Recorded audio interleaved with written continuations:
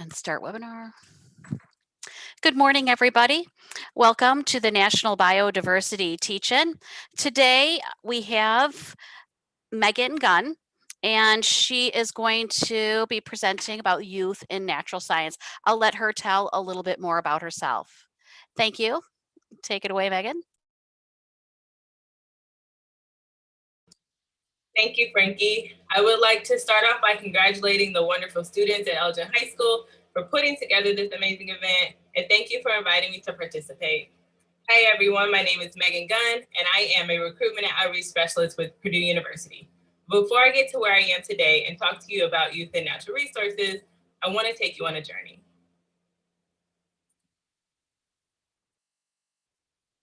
I grew up in Maryville, Indiana, about an hour and a half away from Elgin High School, and Lake Michigan was in my backyard. And that's a big part of how I got to where I am. As a kid with my family and on field trips with school, I spent a lot of time visiting Indiana Dunes and exploring Lake Michigan. How many of you, if you're on yet, how many of you have gone to Lake Michigan and spent time at the lake? And you can go ahead and put that in the Q&A box.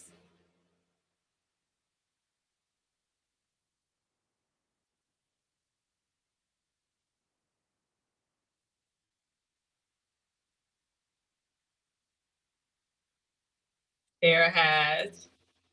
Awesome. Anybody else? It's not far. What is that? Maybe 30 minutes. If you haven't been, I highly recommend going. It's an amazing place to explore. Which I spent a lot of time doing. But that passion and interest for the outdoors got kind of put into the background as I joined sports and orchestra in middle and high school.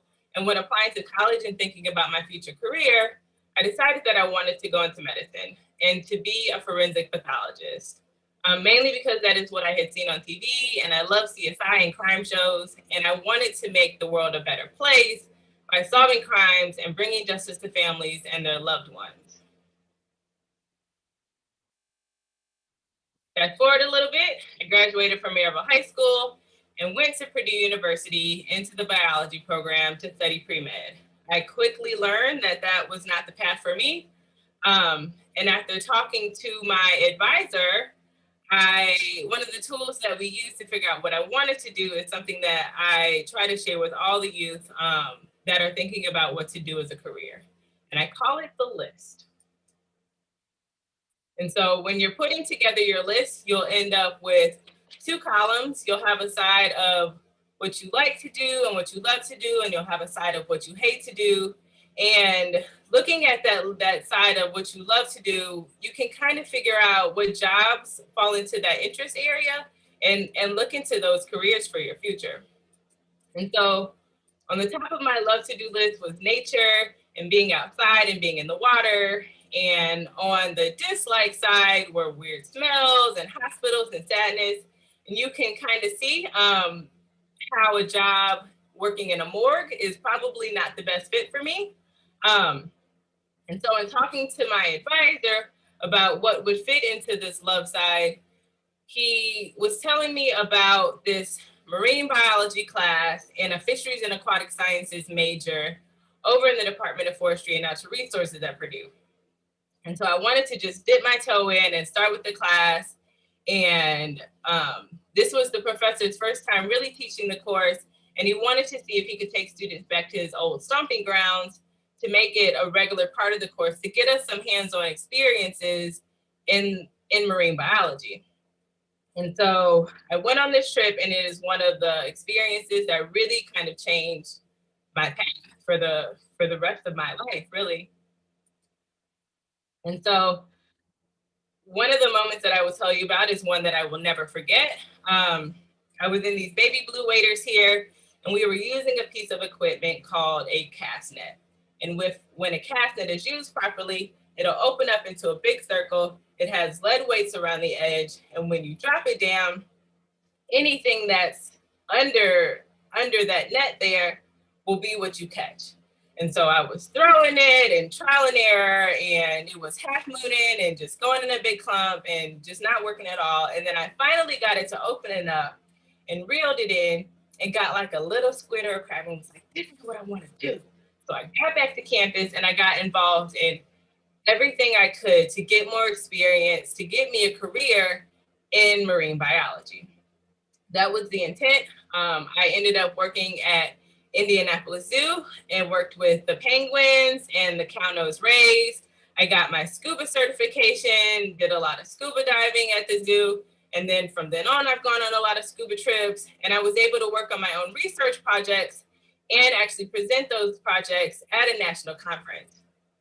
I graduated in 2012 with a degree in ecology, evolution, and environmental biology. So I did end up staying in the biology department. But after graduation, my plan was to still go into marine biology. And so I interned at a shark research facility in Florida. And during that experience, I learned that marine biology may actually not be the right fit for me. I get really seasick, and what I wanted to do was do open ocean work. And you can't do open ocean work if your stomach cannot handle being on the open ocean. And so I ended up back at Purdue, and I managed a research lab for the last 7 years.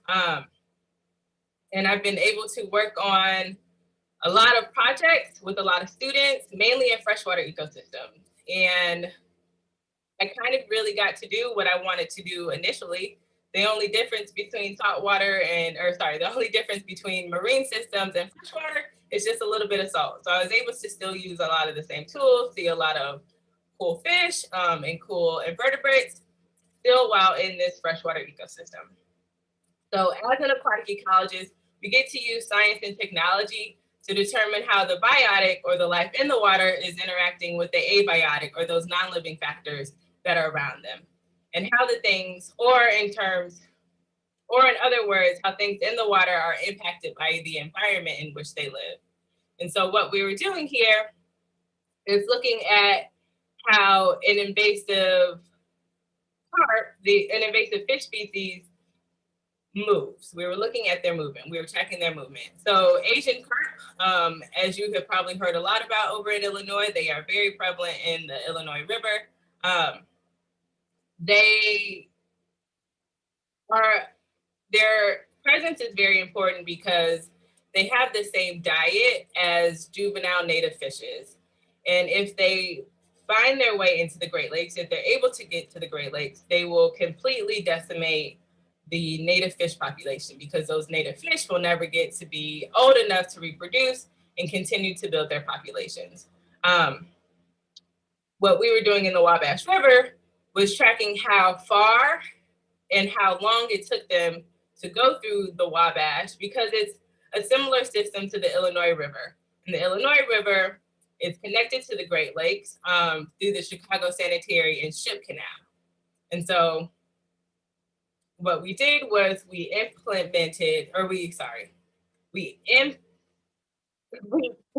these fish with tags that are about this big, these radio frequency tags. We sutured them in, and we put the fish back into the water, and then we tracked their movement along the Wabash. We were able to see where they were going and look at the timestamps and dates and everything by using what right here is called a static receiver. And so this is connected to a stand that we built. It is held down in the water by a concrete weight. And we mark it using a buoy. And then what happens is when the fish passes it, it collects information about that fish. And then we go back, or someone goes back, like I did here later in the season, to collect this receiver so that I can download the data from it. And so we did that for several years, probably about 5 or 6 years. And we were able to see how far they were moving. There was one fish that went pretty much the whole track of the Wabash River, especially from West Lafayette here, where I am at Purdue, down to close to the Ohio. Sometimes scuba diving isn't always needed. There are some shallower parts close to Ohio where the Wabash River starts, but when you get closer to the Ohio River, it gets pretty deep, and we aren't able to just grab these receivers like we need to. I also had the opportunity to work on another invasive species project with a graduate student whose research was in New Mexico. And so he was looking at how an invasive riparian tree species, or a tree species that was on the banks of the river, was interacting with an invasive fish species, and if they were helping each other to survive. And so we actually spent a week rafting down the river, which is what we're doing here with one of our which is what I'm doing here with one of our postdocs. And we collected the seeds from that riparian species to analyze it for nutritional value. So are these fish eating it because it's nutritional, or are they just eating it because they eat everything? And one of the really cool things that we found while we were on there is this endangered fish. This is a razorback sucker. And we collected it using a method that I actually used focusing on my research for about the entire time that I was in the research lab. And this can be done in big rivers, and it can be done in smaller streams. And I will take a second to ask you all, what type of method do you think we use to collect some of these bigger fish? And what kind of method do you think works in bigger bodies of water as well as smaller streams?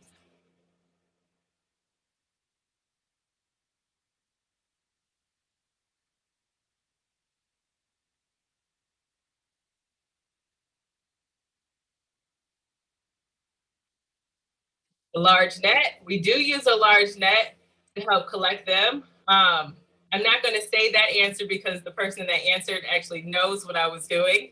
But if there are any other guesses. Someone else mentioned electrofishing. We'll give it to May. So electrofishing is actually what we use. And electrofishing is a method where we actually put electricity into the water to collect the fish. And so we do this because it's a lot easier than using fish and line or hook and line, which is regular fishing that people, it's the way you normally fish. But when we're collecting fish for science, we want to collect everything. And if you have ever been fishing before, you know that you have to use a certain type of bait to catch a certain type of fish, and it takes a very long time. When we're doing that for science, we don't have a lot of time. We usually have a lot of sites that we're looking at, and we want to get them done as quickly and as efficiently as possible. So the electricity allows us to set a large area, collect the fish, process them, and put them back in the water, and then get on to the next site. My research for the 7 years really focused on agricultural fields and looking at the practices that farmers used, and how those practices were impacting the streams that run through them and the life that lives within them. So this is a bit of a closer look. This is an electrofishing backpack. It is run off of a motorcycle battery here. This is the unit where all the magic happens. But the electrons flow through this wand here and through this tail back here that's under the water. And anything that's collected in this middle section is temporarily stunned. I have a crew with me that will catch the fish and put them in this floating live well. We call them floaty, so that they are still able to breathe, and there's water circulating through them. So by the end of the site, we can go and process them. I will talk about that in a second, but we process them, put them back in the water, and then we go on to the next place. And so what happens to the fish is their bodies go through this thing called electrotaxis. They involuntarily move towards the wand, and we're able to just scoop them up. It doesn't hurt them. I think is a lot more humane than having a piece of metal stuck in your mouth and being drugged through the water. But we're just able to scoop them up really quickly, and it takes them just a few minutes to recover, if not way less than that. And so we are looking and collecting fish because they are called bioindicators or living indicators of pollution. And insects or macroinvertebrates are the same way. And so the presence or absence of certain species can really help us determine the health of a body of water. And so when we collect the fish, we measure them, we count them, and this is right here, we sort them into buckets to make that process a little bit easier on the fish. It speeds it up a lot. And then we put them back in the water. And then with the macroinvertebrates or the aquatic insects, because they are macro, they are very small, we have to use a microscope to identify them. And so we take them back to the lab to process them and identify them using a big old book, as you can see right here. There are lots of macroinvertebrates. This project that I was working on was a part of a bigger project. It was a long-term monitoring project for 4 years, but this project had 4 components. So one of the components was looking at the actual physical properties of the water and using technology to help with that. So we use this meter here to look at parameters such as dissolved oxygen and pH and the conductivity. And they also measured flow and depth. And then we also took water samples to look at E. coli levels. There was also a team that looked at soil. So um, they were collecting chunks of soil from these agricultural fields to look at the composition that were near our field sites, and then also a social sciences team that was talking to the farmers and the community members to learn more about how they were using these bodies of waters that we were researching, and what kind of practices they were using on their fields, the farmers, so that we can either suggest a practice that would better impact the stream, or tell them, yes, you're doing a great job. Thank you for doing what you're doing. You are helping the fish survive, or more fish survive. There's more diversity. I had been on my adventures over the years. I didn't notice a lot of people that looked like me that were doing what I was doing. And that kind of led me to my next endeavor. I wanted to show youth that there are people in natural resource careers that look like them. And so was birthed the Familiar Faces Project. This is a screen grab from the introduction video that you can find on YouTube. Just go to the Familiar Faces Project. I also have a presence on Instagram and Twitter, and that's just where I can really show you a lot of different people that look like you that are in natural resources, a lot of some of the research that I've been doing over the years, and highlight that, and just connect you with some things that you didn't know were possible, the careers that you didn't know were available to you. Currently, I am a recruitment and outreach specialist at Purdue University, and I have the opportunity to engage youth that would otherwise not care or see the value in nature and the environment, but I get to do that in a fun way. Science is fun. I am an undergraduate student recruiter with the Department of Forestry and Natural Resources, and with Illinois Indiana Sea Grant, I am an aquatic education specialist, which means really that I get to use my background and expertise to expose youth to the aquatic environment and form collaborations that allow youth to kind of experience these fun events. And so sometimes that looks like bringing youth to campus or to our research facilities. Sometimes it looks like an outreach event where I have kids in the water with me. This is actually something that's on campus, but if you have a body of water near your school, I can come and show you right in your backyard what fish are living in there, but to give you some kind of hands-on experiences and what that career would look like and what touching fish feels like. And then challenge your knowledge and see if you can remember some of the fish that I was talking about earlier in the day, and are you able to identify that on your own?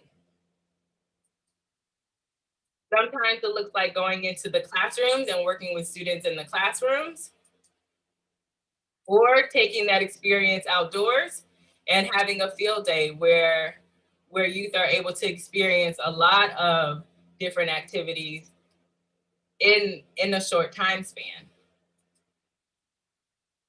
This is just another image of where we were on a field trip and getting ready to go into the stream. But it also gives me a chance to work with other educational facilities to deliver some of these environmental lessons, which is what I was able to do with the Dunes Learning Center at Maribel High School. We went to Lake Michigan and we had a field trip, and we worked with one of the steel mills to deliver some lessons and do a tour there.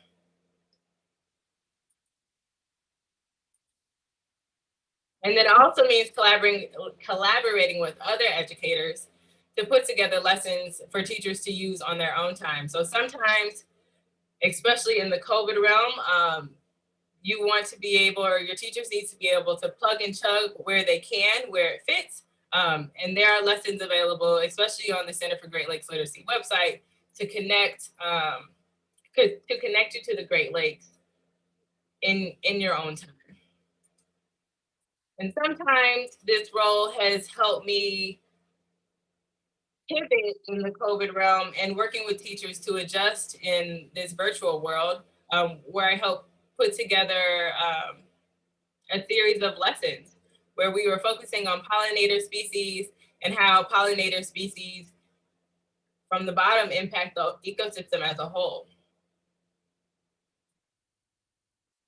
And so while my love for fish and nature started early, I know that not everyone has that opportunity. So I want to do what I can to change that. And so my advice to you is to make sure you're getting good grades.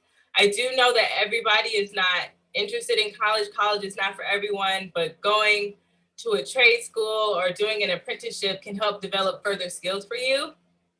But still just try to get good grades. If you're interested in college, make sure that you're taking AP classes. Universities want to make sure that you are challenging yourself. They want to see that you're taking those challenging classes. Look at job boards. Try to figure out if some of those job titles are interesting to you. I always recommend look at 10 job titles. And look at those duties and what you'll be required to do. If those things sound like something that you would want to do day to day, then look at what type of degrees they require and find a school that has that program and that you would also like to attend. Right now, doing career interviews is very important. Call people. People are always happy to talk about what they're doing with their job. As you've seen through the National Bio Teaching program, people are always excited to talk about what they do for their job. You can ask them what their day-to-day is like and what they like and what they don't like. But I think one of the most important things on here is to do some volunteering and job shadowing. So go and job shadow a career that you're interested in and do that hands-on moment to really see, is this for me? Had I been in a morgue when I was in high school, I probably wouldn't have chosen that route to start off with. I definitely wouldn't have chosen that route to start off with. So just find those things, try them out, and see if they are for you. All in all, there are lots of different careers available to you. These are just a few titles in the natural resource areas, but find your passion. Make that list, write out what you don't like to do. And if you thought that you wanted to be a doctor or be a pediatrician and you don't like kids, maybe being a pediatrician isn't the route you want to go. But really just tease out where your passion lies, because when you find your passion and you can find a career that is in that same area, you'll be able to enjoy the rest of your life. And with that, thank you for listening. I will take any questions. Thank you very much, Megan. We have quite a few questions on the YouTube channel, so I will read those to you. But I just want to say thank you for the presentation that you gave us. Yesterday was the International Day of Women and Girls in Science, and I enjoyed listening to the path that you took to get into the place that you are today. And I think some of our questions may be related to that. Let's see.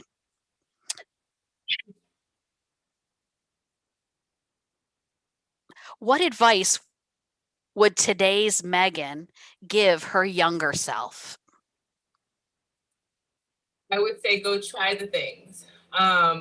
Go do those job shadow, like I mentioned, do those hands-on experiences, but don't go in a career path this is probably going to shake some feathers, ruffle some feathers. Don't go in a career path because your parents think that that's the career you need to go into. Don't that wasn't my case, but don't go into your career path because your parents think that's where you should be. Don't do something because your friends think it's cool. So one of my best friends always says, I never saw you doing this. Like you go and you get dirty and you're covered in fish slime and grime, and I love it. But do what makes you happy. And that is what I would tell her. I would tell her, do what makes her happy. Thank you. How much of your time as a scientist do you actually spend in the field conducting investigations? So when I am no longer in the field anymore, when I was in the field, it really varied.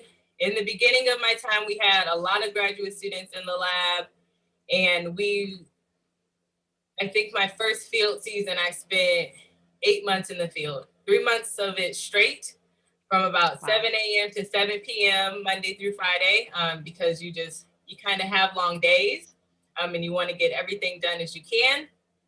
But then the last project that I was working on, we only went out twice a year. We went out in May and we went out in September, and those were 3 to 4 day trips at a time. And we picked those dates because you have different species, different fish species that are occupying those bodies of water at those different times. I see that you were wearing diving equipment in one of the pictures. Is that something that you had done prior to working in the field, or is that something you learned as you were involved in your studies? So I knew I wanted to be a marine biologist, and I knew that scuba diving was a big part of that, or could be a big part of that. So while I was in undergrad, I joined the marine biology club, I joined the scuba club, and they got us certified there. And so I was actually certified in 2010. I was certified in 2010 and have been using it ever since. I've been diving pretty much at least once a year with this certification, but with my job, I did it a lot, going out in the Wabash River and looking for receivers. I teach a marine biology class in Florida, and we go diving on that trip, not necessarily as part of the course, but one of our free days. But there was one trip where we lost some equipment and we had to go diving in the ocean to find it. We have some schools from Kentucky and Tennessee that lost power. So they have some questions on YouTube that I'll ask you. They lost their, I don't know. I don't know how they can get us their questions. Okay. Is electric fishing dangerous? From Jessica. It can be. So as you can see, and you can see it in this picture here, we are actually wearing waders. So we have a protective barrier. They're kind of like overalls that we wear to protect ourselves from getting electrocuted. The water isn't able to pass through there, and so the electrons are not able to pass through there. We don't put our hands in the water because you will get stunned. But using a backpack electrofisher is a little bit less dangerous than using a boat electrofishing unit, which is what we use in bigger bodies of water. If you fall off of a boat while the electricity is running, it could cause a heart attack. So it could be dangerous. Okay. And then I will answer a question from the Q&A. Hannah wants to know what my favorite freshwater and saltwater fish is. I will start with freshwater. My favorite freshwater fish is actually a fish that's about this big. Nothing really too special about it. It's called a Johnny darter. They have little W's on the side of their body. They look like they're wearing Charlie Brown sweater, but they're just really cute. My favorite saltwater fish is the mola mola, the ocean sunfish. They are these giant pancakes, really. But what they do is they will float on their side, and birds will come and pick the parasites off the side of their body. And then when they're done, they'll float to the other side, and they have these little fins. They'll float to the other side, and the birds will pick the parasites off of that side. And I just think that's fantastic. Like, how do they know? They're the largest bony fish with these these little fins. But those are my favorite. Let's see. I think there's another question in. Oh, do you still like to fish? From Sarah. I have never liked to fish in general. Electrofishing has spoiled me. I like that it can be quick. I know that if I put this electricity in the water, it's going to give me something back. But fishing, you could wait all day. You could know that the fish are there and never get a bite. So I like that instant gratification. Another question from the YouTube channel. Do you like to study cause and effect or structure and function more? I would like to study cause and effects more. So looking at how those farmers, what they were doing, and what processes they were using that were causing this effect on the fish populations. And are these fish populations, are these streams, are they full of fish that are very tolerant to pollution?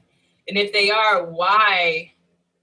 What is making this not a good place for sensitive species to survive, or those fish that need cleaner water to survive? Going off of that question, did you tend to find more farmers that were using processes that were harmful to the fish, or did you find farmers that were using those that were not harming fish? I think it's a good mix. Sometimes the best practices are expensive, but there's government funding to help facilitate that. But this is their job, right? They have to see that incentive for them, that financial incentive to be able to use those practices. So how responsive are they to your suggestions? It depends. So what we have found is that if you find that one community member, that one farmer that the rest of the farmers listen to, and you talk to them about what the processes are and what they can do to be better, they're more likely to listen to that person than they are us. Okay, here's another one going back to your schooling, which you shared with us. Let's see, I lost it.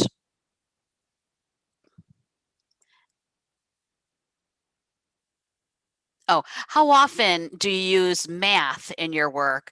This person says that they're scared of math. Don't be scared of math. Math is just numbers. Now we have a lot of technology. Excel is actually where we use to crunch all of our numbers. We input all of our data into Excel. There's some functions that you can use on there to quickly calculate some of the answers.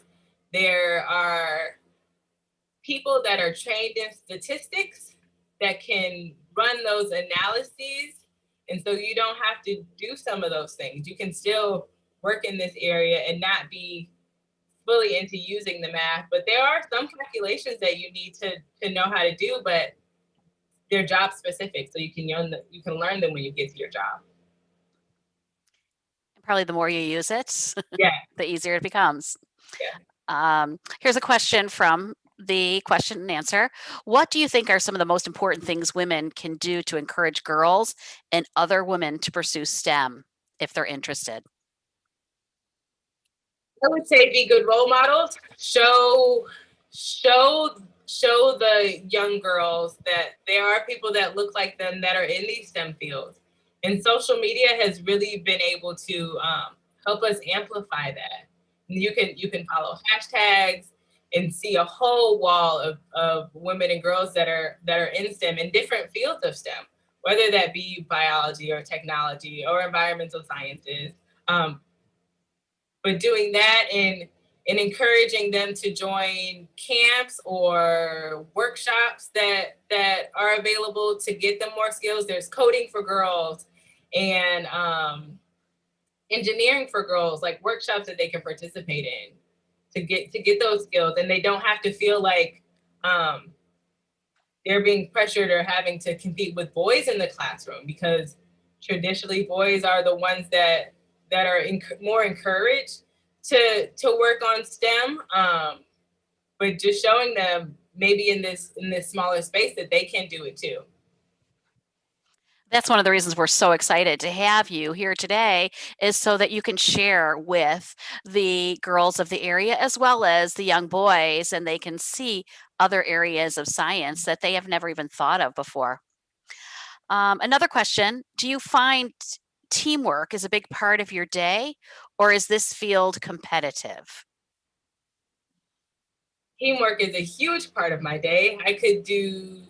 I wouldn't be able to do anything without a team. And so whether it's a crew of one person or a crew of 15, this is actually, there was somebody taking the picture. There were three of us on the boat this day. When we were actually looking at how high the water level was. But there's safety in numbers. But when I am running my crew in a smaller watershed, sometimes it's just two or three of us that are in the water at a time. If it's a bigger water body, maybe that's four or five of us in the water at one time. The lesson plans that we just released, I worked with a group of about 10 educators to put together a lesson plan connecting the Underground Railroad to freedom seekers. And that was a big effort that took about a year to put together. And so sometimes it's smaller. There are times where you work alone. When you're identifying insects, you don't when you really know the insects that you're looking at, you don't need a lot of people working at the same time. So that's more solitary work. But a lot of the time you are really working with a lot of people and a lot of teams. Now that you're doing more of the research and the outreach, do you find there are things that you miss from when you were in the field more often? I do. I like being outside, but I absolutely love showing kids something exciting that they've never seen before, or showing it in an exciting way so that they get interested in it, and kind of pursue that more. And maybe they don't want to go into an environmental career, but now they have an appreciation for nature, and they're looking at the leaves that have fallen and trying to identify the leaves on trees, or they're looking for different plant species or different pollinators while they're out and about. They just had that more appreciation. Okay, let's see. This one says, have you ever used fish tubs for food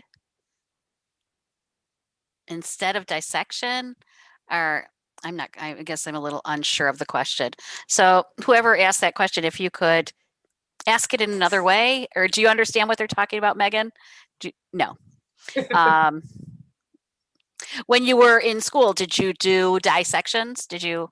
I did do a lot of dissection. And as I was looking for pictures to include, I found a lot of dissection pictures, but they're not necessarily appropriate pictures to present. But I think it's, so if you think about the morgue side and the weird smells, that bothered me in that instance with humans, but I don't mind it necessarily when it's fish. And Mhm. so I can cut open a fish and do a dissection, or I can cut it open and implant, that's the word I've been looking for. Implant a radio telemetry tag and suture them up and put them back in the water. That doesn't bother me at all. But there's something about human blood, and smells that just, they don't sit well with my stomach. Let me check and make sure that I have all the questions from YouTube. There are some really cool videos on YouTube though, that Sea Grant has produced that you can look at actual fish dissections if that's something that you're interested in. Let's see. Are the fish okay after the electric fishing? Is one of Yeah, the questions.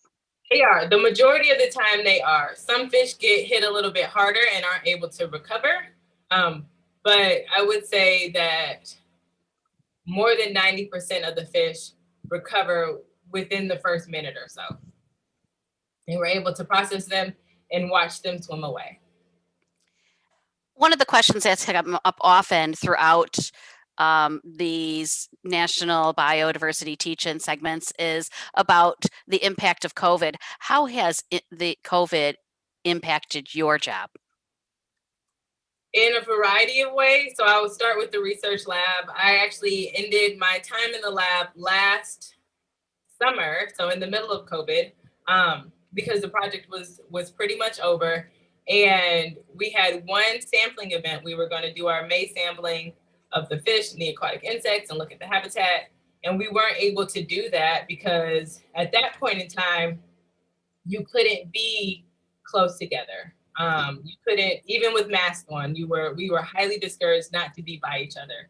Nowadays, we could go and we could do that, but back then we couldn't go and we couldn't collect that data. So we have missing data points.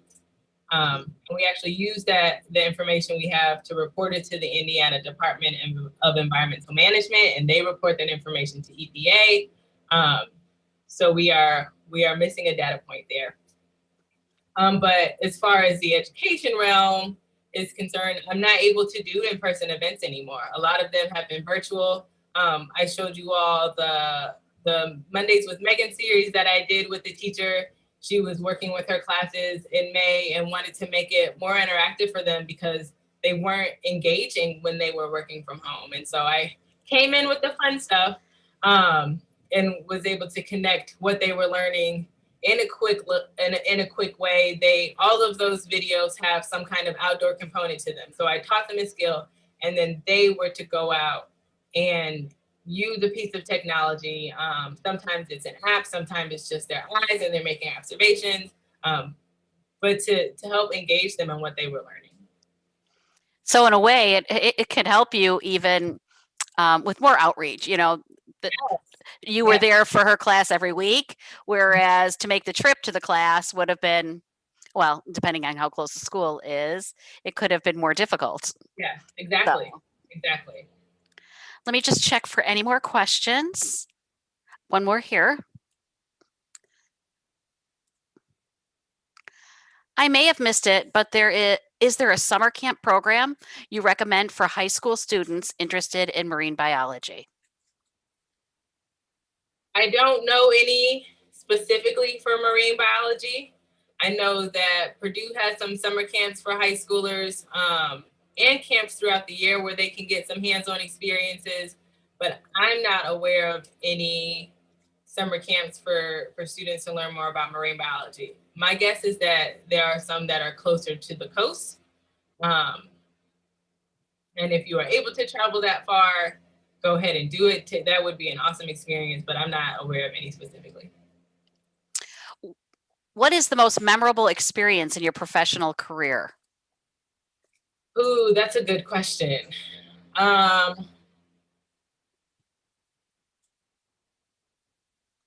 That's an excellent question, and I don't know if I have an answer for that. There's just so many experiences that have just kind of really excited me, and given me more passion and more drive for what I'm doing, which is why I love the environmental education path that my career has taken. I want to make a difference. I want to change the world by empowering younger kids to appreciate the environment and champion for the environment.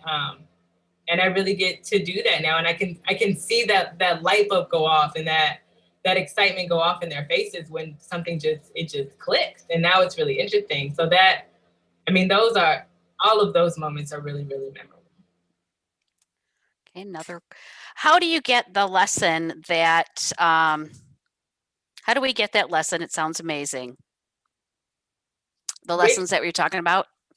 So you can go for the Mondays with Megan series, you can go to YouTube, my YouTube channel, to find that at the Familiar Faces Project.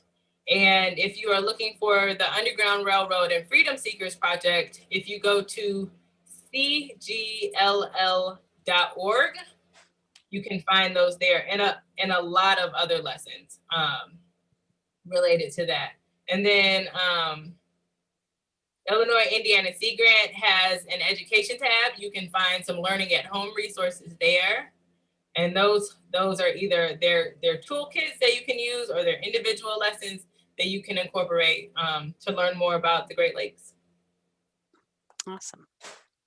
Let's see. Let me do a check for any more questions to make sure I haven't missed any. I don't think we have any more questions, but I want to thank you very much for coming today and sharing everything that you do with us and inspiring other young people to follow in your footsteps. Thank you for having me. Thank you very much. Have a good day. You too.